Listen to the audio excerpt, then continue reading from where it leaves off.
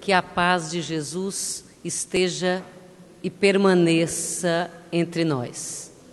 Apesar do Carlinhos ter falado bem sucintamente sobre o meu currículo, eu gosto de falar sobre o meu trabalho, porque durante a minha fala eu trarei exemplos do meu dia a dia, da minha casuística, para nós refletirmos. Quero agradecer o convite, a oportunidade de dividir com vocês as minhas reflexões, a minha experiência. Eu me chamo Deusa, feminino de Deus, SAMU, igual ambulância. Sou psicóloga clínica, atendo na clínica pessoas em sofrimento. Sou psicóloga hospitalar, especializada em situações de UTIs e especializada em luto. Atendo diariamente irmãos nossos de todas as idades, vivendo dor, sofrimento.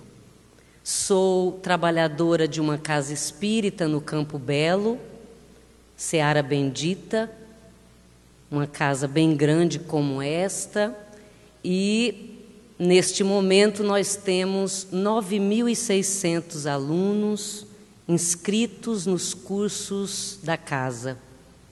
Trabalho há mais de 20 anos, apesar de só ter 20, com os pais naquela casa.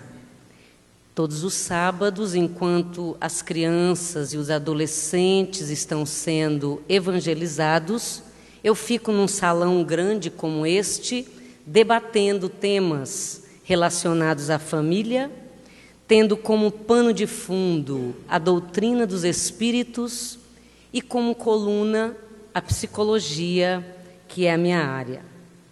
Sou mãe de 3 filhos, o Rodolfo com 27 anos, Rafael com 23, neste momento desencarnado, uma das razões pelas quais eu fui trabalhar com luto, e o Paulo com 21 anos. Só tenho 20, a conta não bate, né? Bom, a nossa reflexão de hoje é sobre adolescência, uma visão psicológica e uma visão espírita. Há menos de um mês, a Organização Mundial da Saúde publicou um relatório bastante preocupante. Um dos itens daquele relatório dizia que o suicídio é a grande causa de morte entre os adolescentes. E a depressão, a primeira causa de morte. Eu atendi há pouco tempo atrás 2 adolescentes que infelizmente vieram a se suicidar. Há pouco tempo atrás, o meu filho, esse mais novo, que foi criado dentro da doutrina espírita, graças a Deus, ele me disse: mãe, a gente precisa ajudar a minha amiga. A minha amiga, ela parece órfã e ela se sente muito só. Então, eu disse para ele para chamá-la para a nossa casa. A menina tem 19 anos e desde então, falando de uma forma grosseira, ela grudou em nós. Então nós vamos almoçar, ela vai junto, a gente vai viajar, ela quer ir junto, ela pede para dormir em casa e ela faz faculdade com meu filho, eles já estão no penúltimo semestre, nunca os pais ligaram. Eu nunca vi ela atender um telefonema da mãe preocupada. Onde você está? O que você está fazendo? No Dia das Mães, ela foi almoçar com a gente. E no meio do almoço, ela disse assim: nossa, eu gosto tanto de ficar com vocês, eu sinto uma coisa tão boa. E aí meu marido começou a fazer alguns questionamentos e ela disse assim: meu pai e minha mãe nunca me disseram o que é certo e o que é errado. Ela mora em São Paulo, num apartamento que ela divide com outros adolescentes, e os pais moram no interior. Adolescer, do latim adolescere, que significa deixar de ser criança para ser adulto. Esse para denuncia uma transição. Todo espírito encarnado no planeta Terra, eu, você e todos aqui, sem exceção, vivenciamos a angústia de adolescer. Neste período, as perguntas que pululam a nossa mente são mais ou menos assim: eu sou bonito? Será que alguém vai querer casar comigo? Para que eu tenho que fazer vestibular? Que profissão que eu vou seguir? Eu vou ser igual ao meu pai? Mas meu pai é alcoólatra. Eu não quero ser igual ao meu pai. Então eu vou ser igual ao meu tio. Só que minha mãe me contou que meu tio faz uns rolinhos. Ele não é confiável. Então eu também não sei se eu quero ser igual ao meu tio. Eu acho que eu vou ser igual à minha tia. Mas a minha mãe falou que minha tia está com câncer. Eu acho que ela vai morrer. Então também não quero ser igual à minha tia. É uma confusão muito grande. São vários questionamentos. Os adolescentes diariamente pedem socorro. Aquele adolescente que você vai abraçá-lo e ele empurra você, ele está pedindo socorro. O que ele mais quer é que você o abrace. Lembrem-se disso saindo daqui hoje. Quando ele empurrar você, volta e força a barra. Fala que ama ele, porque a nossa base é afetiva. Todos nós, espírito, não tem idade. Quando você está triste, quando você está se sentindo inseguro, tudo que você quer é um colo. Tudo que você quer é um colo de alguém que não julgue você. Você não quer alguém chamando você de aborrecente. Não façam isso. É um dos maiores desrespeitos que você pode ter com o espírito encarnado, vivenciando a angústia de adolescer. Freud, o pai da psicanálise, dizia que os nossos filhos adolescentes nos matam todos os dias. E é dever dos pais ressuscitar. O que significa isso? Você chegou primeiro no planeta. Papai e mamãe têm a missão de encaminhar aquele espírito. Pergunta 582 do Livro dos Espíritos. Allan Kardec diz assim para o Espírito da Verdade: poderíeis nos dar exemplo de missão na Terra?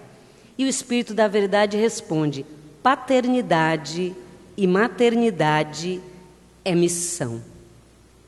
Então, é dever dos pais, é missão dos pais orientar, gerar segurança nesse espírito. É no papai que aquele espírito vai buscar o seu referencial masculino. É na mamãe que aquele espírito vai buscar o seu referencial feminino. De 0 a 10 anos, a criança não abstrai. Ela pensa, o raciocínio dela é concreto. Pau é pau e pedra é pedra. Então, quando você diz para uma criança: Você vai para a casa do seu amiguinho? Então veja lá, hein? Veja lá o quê? Ou então você fala assim, olha, você vai dormir lá na casa do seu amiguinho? Se comporta, hein? Você não disse nada. Você precisa nomear para ele as coisas. O que é se comportar?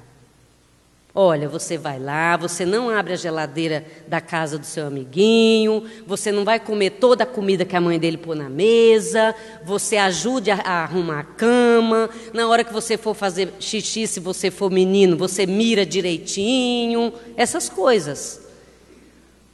Então, é lá no começo, de 0 a 10, que nós estamos colocando. André Luiz nos diz, no livro Missionários da Luz, no capítulo 12, que até os 7 anos o espírito está totalmente à mercê dos nossos exemplos. Então, é nesse período que você vai colocar esses pilares.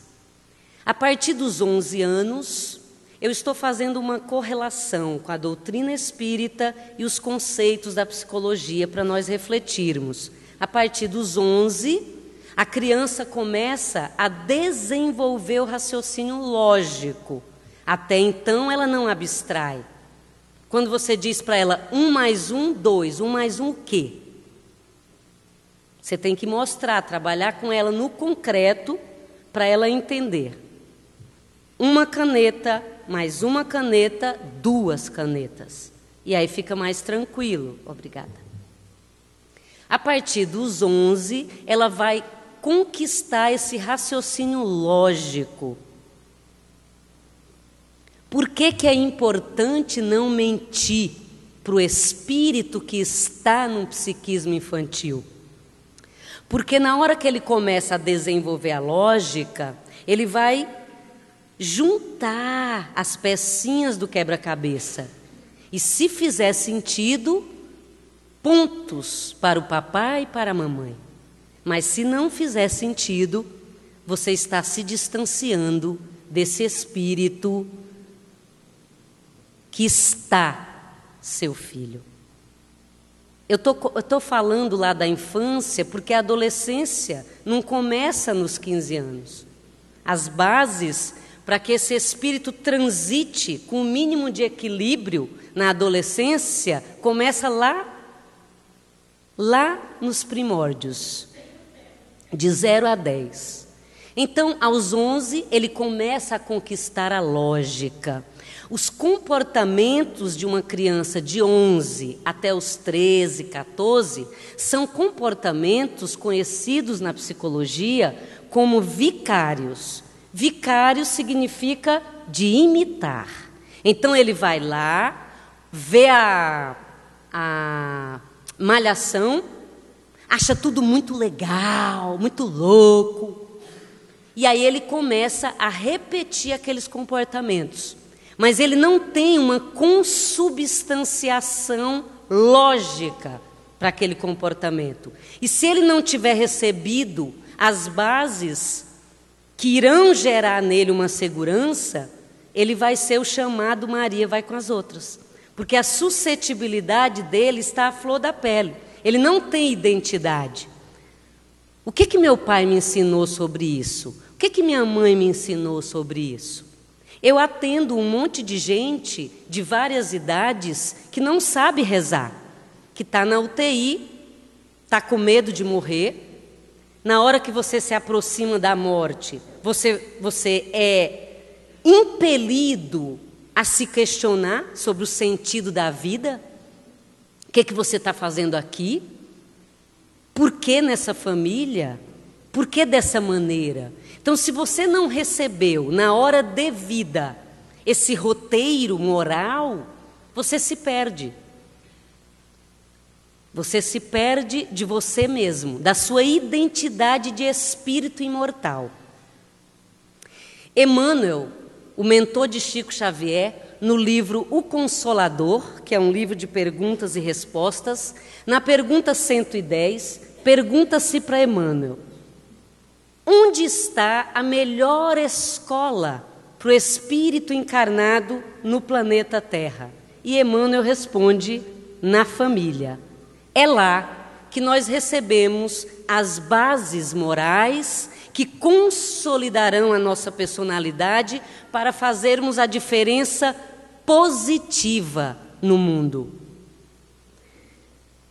A partir dos 15, os 15, normalmente nos bastidores da psicologia, nós falamos que é aos 15 anos que acontece a fase da balança. Por que da balança?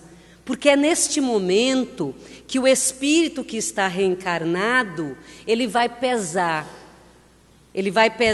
o que ele traz de bagagem com o que ele aprendeu. Então vamos supor que este espírito tenha sido um ladrão. Ele traz em si a demanda por roubar. Se ele tiver aprendido nesta vida, através do exemplo, com o papai e com a mamãe, que não deve roubar, ele vai ter o ímpeto de roubar, mas ele vai pesar o que ele aprendeu. Normalmente, o que ele aprendeu nesta vida é o que vai preponderar. E vocês me dirão, e quando não preponderar? Quando não preponderar, não é problema seu. Se você tiver feito a sua parte, você vai ficar tranquilo, porque você fez o seu melhor. No capítulo 14 do Evangelho segundo o Espiritismo, lá no item 9, ingratidão dos filhos e laços de família, os Espíritos nos dizem que desde o berço os pais percebem tendências e pendores do filho, e que é dever dos pais orientá-los, mostrar o caminho. E se depois de mostrar o caminho, de orientá-los exaustivamente, eles tomarem outro rumo, os pais ficarão tristes, certamente, mas com a consciência tranquila, porque fizeram a sua parte. Não sei se vocês lembram, teve aquele episódio do índio queimado em Brasília. Foram 3 adolescentes que queimaram. Um dos adolescentes, o pai era juiz. E o pai pegou o menino e foi entregar para a polícia. E o repórter do Jornal Nacional perguntou como que ele estava se sentindo fazendo aquilo. Ele disse, triste, porque eu amo meu filho. Mas, com a consciência tranquila, ele vai poder contar comigo, mas ele é devedor da lei. E não fui eu que ensinei isso para ele. Maravilhoso.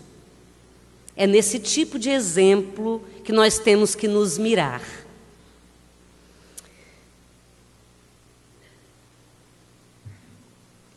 Nessa fase de 11 até 14, mais ou menos, que não é algo matemático, o adolescente ele está bastante suscetível. Isso significa dizer que se alguém fala assim, bebe aí, vai, tá todo mundo bebendo, tá ligado? Bebe aí, velho. Ele vai beber. Ou então ele não vai beber. Eu tive há pouco tempo um adolescente que eu estava atendendo e ele me disse assim, então, Deus, sabe o que eu fiz? Eles estavam insistindo para eu beber, falando que eu era bicha se eu não bebesse. O que eu fiz? Eu topei beber, só que na hora eu empurrei o copo como se eu tivesse escorregado e derramei tudo. Então, ele vai achar uma maneira de escapar, ele vai achar e ele vai sobreviver, vai saber dizer não. Esses comportamentos vicários são perigosos. Por quê? Porque se você não se aproximou do seu filho, se você não respeitou esse espírito que está ali encarnado num psiquismo infantil, você não tem esse acesso a ele. As mães, as avós, que ficam com as crianças e aí conversam na frente das amigas por mímica, porque a criança acha que a criança não está entendendo nada. Faz assim, ó. A criança, do ponto de vista conceitual, ela não está entendendo. Mas o espírito imortal que está ali, está.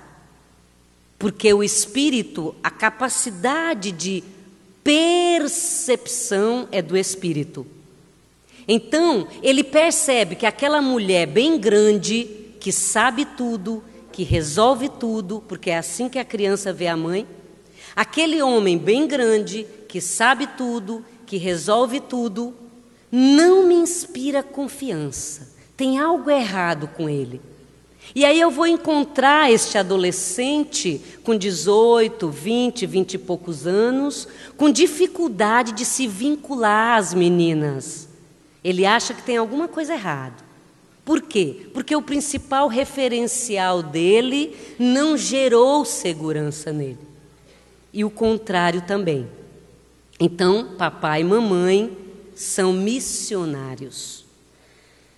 Este comportamento vicário, eu vou dar um exemplo para vocês. Eu fui dar uma palestra para 600 adolescentes na cidade de Cotia. E aí eu chamei um adolescente, 13 anos, que estava na plateia, para demonstrar para a plateia, do ponto de vista concreto, esse conceito de vicariedade. O menino estava com uma camiseta com a estampa do Che Guevara. E aí eu perguntei para ele, olha, fala para os seus amigos, quem é esse moço aí da sua camiseta? Aí ele falou assim, o Che. Muito íntimo, não? E aí eu falei assim, ok, Che, mas é o nome dele, Che, o que mais? Né? Ele falou assim, sei lá, tipo assim, velho, Che. Aí eu falei, o que você sabe sobre este moço que você poderia contar para os seus colegas? Falei, nossa, esse cara foi mó louco, assim, tá ligado? Tipo, sei lá, nossa, velho, muito louco.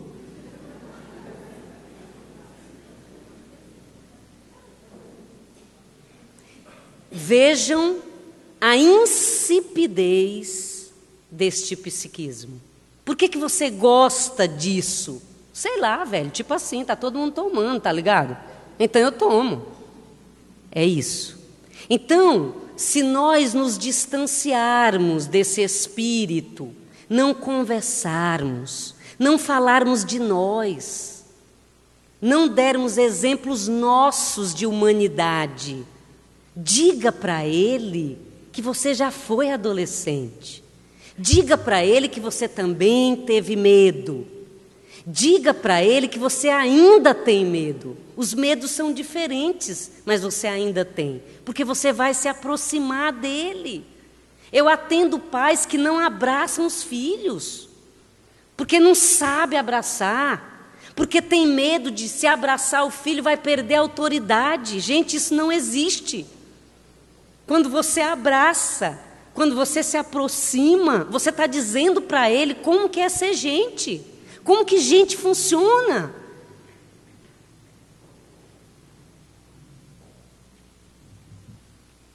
Aos 15 anos, o espírito está vivendo a fase de assumir a sua identidade. Até então, ele só se identifica. Só se identifica. Sabe quando você olha para alguém e acha que aquele alguém, aquela coisa, parece com você? É isso. A partir dos 15, no auge dos 15, entre 15 e 16, é aquele período que você toma um susto. Você fala assim, gente, eu não conheço essa pessoa. Saiu de dentro de mim. Não é? Ele não saiu de dentro de você. O corpo dele, sim. Mas ele é um espírito imortal. Se você não apostou nessa identidade, você já está bem distante dele. E às vezes a distância fica bem difícil de encurtar. E o melhor caminho, o mais fácil, é o caminho afetivo. Se você não souber o que dizer para o seu filho, não diga nada, abrace-o e diga que vai buscar um caminho junto com ele para ajudá-lo. Mas não se distancie. Se você não souber como encaminhá-lo, diga para ele que vai junto com ele descobrir alguém que possa orientar você e ele para que ambos se encaminhem. Mas nunca desista, silencie. Tem pai que faz 1 ano que não fala direito com o filho. Eu estou atendendo um senhor que está com ela. Ela é esclerose lateral amiotrófica. É uma doença do sistema nervoso central que destrói o neurônio motor. E o máximo que a pessoa dura são 3 anos. Eu estou atendendo ele há 1 ano e ele já está bem na falência de todos os órgãos. Quase não fala mais, só murmura. E ele está em cadeira de rodas e já perdeu praticamente todos os movimentos. E o filho dele disse para mim, eu chamei a família e fizemos uma psicoterapia em grupo, porque ele estava se sentindo culpado de dar trabalho para a família, de estar sendo um estorvo. 54 anos ele tem. O filho dele virou e disse assim, doutora, não se assuste, mas eu estou achando que o meu pai está na melhor fase dele. Não se assuste. Eu nunca tive meu pai tão próximo de mim. Eu ajudo meu pai a tomar banho. Nunca isso aconteceu. Meu pai nunca tomou banho comigo. Então não se assuste. Quando as pessoas me perguntam, eu falo que está tudo bem. E olha só, não está tudo bem porque eu estou negando. Ele falou para mim. Está tudo bem porque nós nunca tivemos o nosso pai tão presente na nossa vida como nós temos hoje.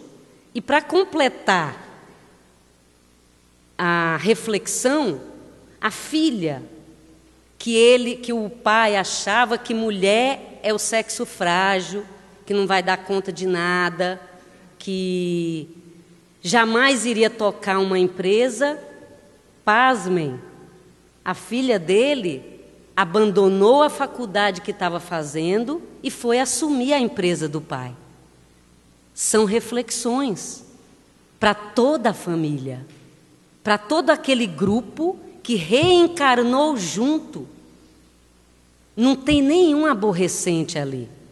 Tem um espírito adolescendo, precisando de orientação, de exemplo e de segurança para viver no planeta Terra, e 2 espíritos, papai e mamãe, já num corpo envelhecido, com outra experiência, e que vão trocar experiências.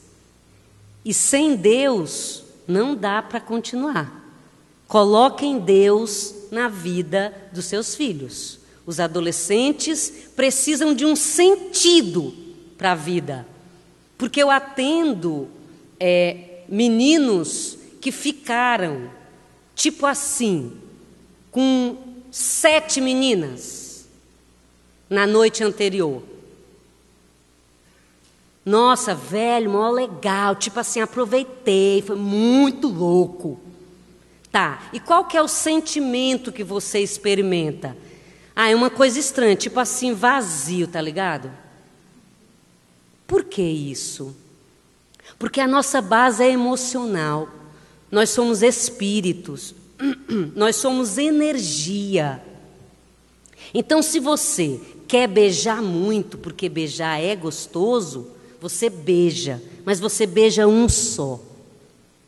Porque quando você constrói uma relação consistente com outro, você estende a sua aura, o outro também estende a dele, suas auras se entrelaçam, seus campos vibracionais se nutrem.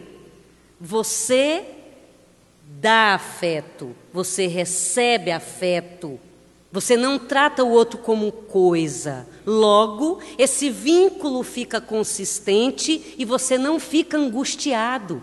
Você não é coisa.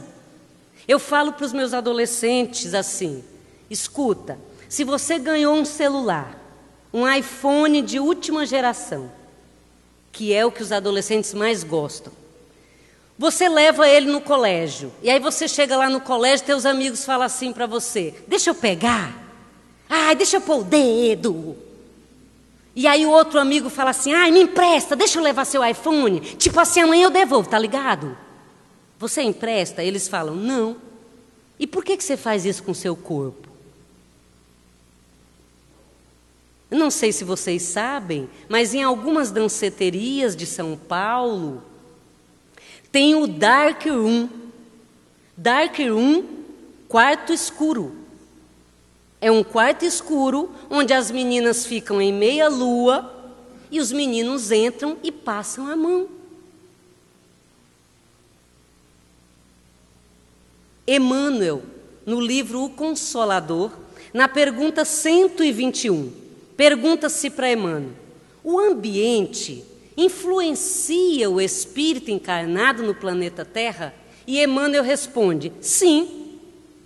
Sabe aquela mãe que você encontra no supermercado e ela fala para você assim: ai, meu filho era tão normal, tudo bem. De repente, do nada, o moleque virou a cabeça, está diferente. E aí a sua amiga fala assim: deve ser as companhias. Pergunta-se para Emmanuel: o ambiente influencia? Emmanuel responde: sim. Influencia a ponto de alterar alguma característica da personalidade, vírgula, porém, é depois do porém que começa a nossa reflexão, tá? Toda vez que alguém vai estar conversando com você, você pergunta assim, você pergunta para o seu chefe assim: vou ter aumento? E aí ele responde assim: vai, porém. Então a resposta vem depois do porém, tá bom? Então, olha só, pergunta-se para Emmanuel: o ambiente influencia? Então as amizades, aquelas pessoas, influencia? Emmanuel fala: sim, a ponto de alterar alguma característica da personalidade. Porém, os corações esclarecidos estarão mais aptos a fazer a diferença positiva no mundo.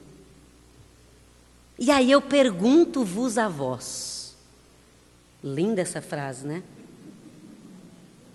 Pergunto-vos a vós: como que se esclarece um coração?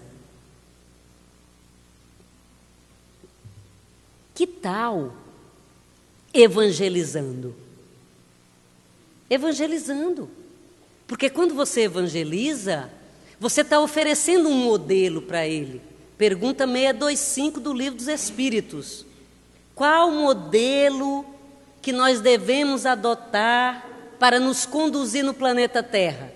E o Espírito da Verdade responde: Jesus, o Cristo, o único que personificou o amor.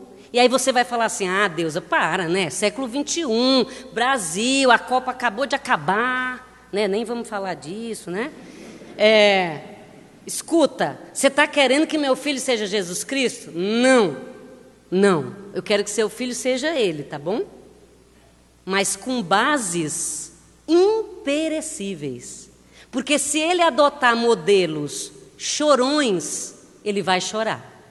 Se ele adotar modelos Justin Bieber, que está mais perdido que todos os adolescentes juntos, ele vai chorar. Como que se esclarece um coração?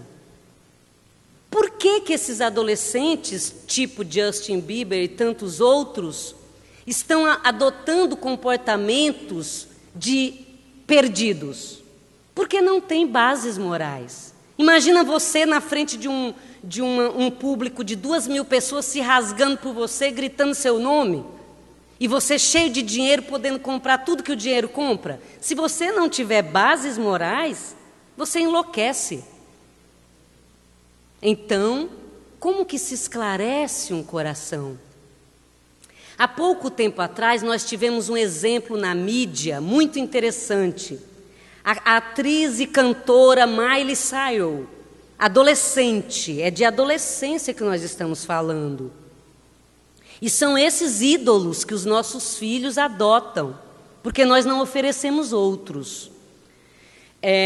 A Miley Cyrus protagonizou uma série chamada Hannah Montana. E a fórmula da série era uma menina virgem que acreditava no amor. A série foi muito bem obrigada e fez muito sucesso, e muitas adolescentes vieram a se identificar com aquele personagem. Um belo dia, nós estamos falando do que é um coração esclarecido. Um belo dia, o diretor de Hannah Montana chama Miley Cyrus, uma adolescente, e fala para ela assim: olha, a fórmula da menina boazinha, bonitinha, virgenzinha, não funciona mais. Parou de bombar. Nós vamos adotar outra fórmula. E aí ela disse: ah, é? Qual? E aí ele propôs e ela topou. No dia seguinte, ela apareceu diante de uma plateia de milhões, de milhares de pessoas, sei lá quantas, fazendo gestos obscenos, seminua, falando palavrões, simulando relação sexual no palco.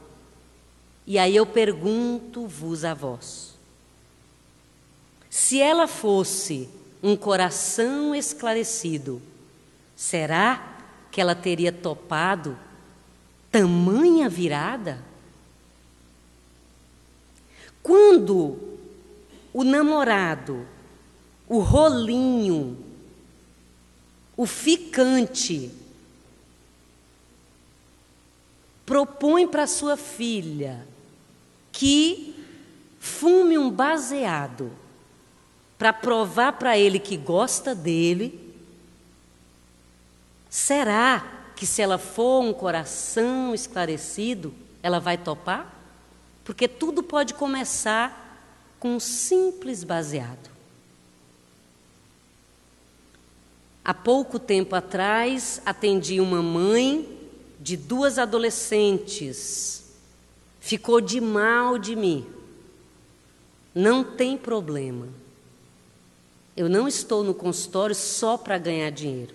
Eu estou para ganhar dinheiro. Dinheiro é tudo de bom, ajuda muito, facilita muito, mas eu tenho um compromisso espiritual com as pessoas que ali adentram. E eu preciso me esforçar todos os dias para ser melhor e para dar exemplo de comprometimento com o que eu falo, com o que eu prego. Então, ela me disse assim: Deus, eu estou numa dúvida cruel. Eu estava desempregada há um tempão, agora eu arrumei um emprego, numa agência de publicidade. E o meu diretor propôs para eu fazer uma campanha de uma vodka, de um novo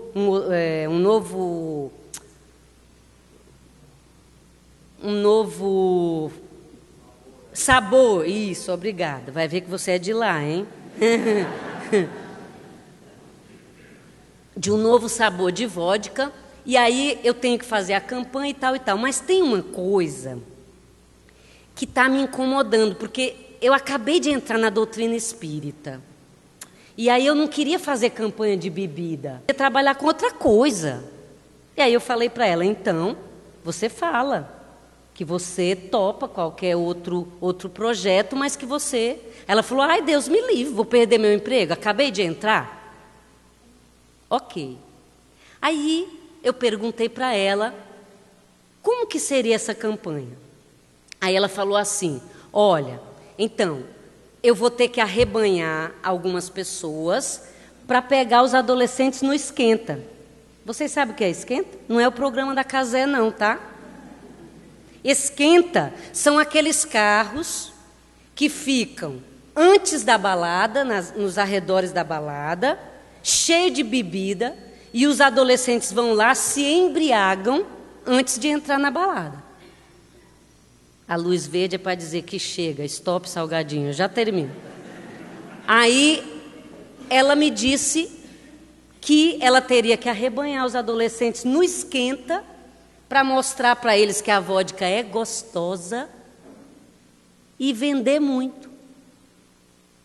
Sabe por que ela ficou de mal de mim?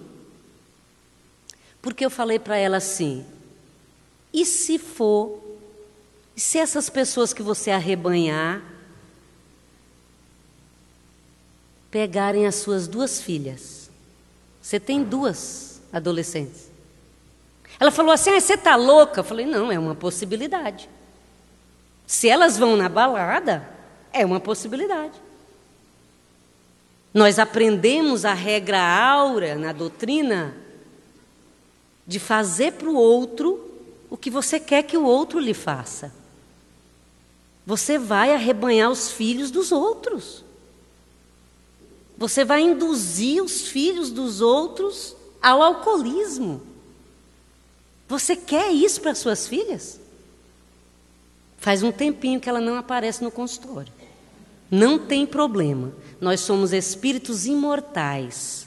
E eu vou encontrá-la em alguma instância da vida. Se não for nessa, em outra. E ela vai me agradecer. Porque a lei é de progresso. E nós estamos imersos na lei de amor. Então ela vai entender. Na hora certa, ela, eu e todos nós, com certeza, entenderemos. Devo encerrar, tinha muitas emoções ainda para contar para vocês, mas devo encerrar lembrando que depois dessa fase, 17 em diante, o adolescente não tem raciocínio indutivo. Ele está construindo raciocínio indutivo, que é o raciocínio de consequência. Então, quando você diz para ele assim, olha, se você fizer isso, vai acontecer isso, isso, isso e isso. Ele não tem raciocínio indutivo. Ele não consegue pensar nesse resultado. E por isso, eles falam para a gente, não vai dar nada. Então, é preciso trabalhar melhor com esses adolescentes, apelando para o raciocínio lógico em construção, para o raciocínio indutivo em andamento, para que eles sintam segurança nos nossos argumentos e sejam pessoas melhores, porque eles são espíritos imortais. Que Jesus nos abençoe, que possamos sair daqui mais comprometidos em sermos instrumentos da evolução dos espíritos que adolecem. Vou esperar vocês na saída com meus livros e meus DVDs e terei a maior honra em autografar. Muito obrigada.